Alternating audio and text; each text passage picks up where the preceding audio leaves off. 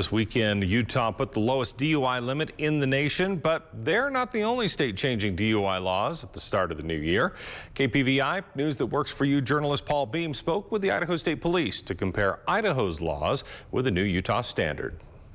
Utah's recent lowering of the DUI limit may be the first of its kind in the United States, but outside of North America, limits 0.05% lower are commonplace.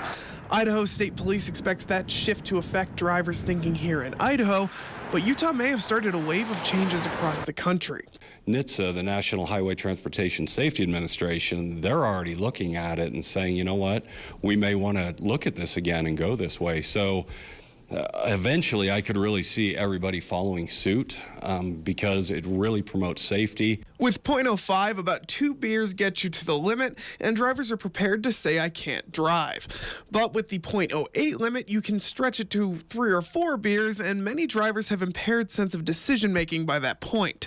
Idaho is taking steps towards combating DUIs in other ways. At the start of the year, first offense DUIs can require drivers to install an interlock device in their car. It becomes problematic with people in their careers.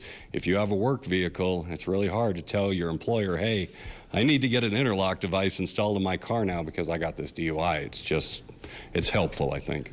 The device acts as a breathalyzer and won't allow you to start your car if it detects any alcohol.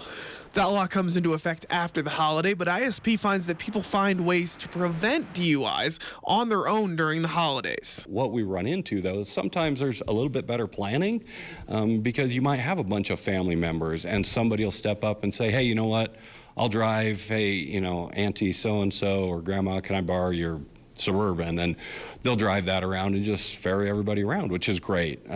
We also have obviously Uber and Lyft and all these other things that people can tax into. Reporting from Pocatello, I'm Paul Beam, KPVI News That Works for You. DUIs still happen despite the extra preparation, but Idaho State Police have extra officers on the road looking for impaired drivers during the season.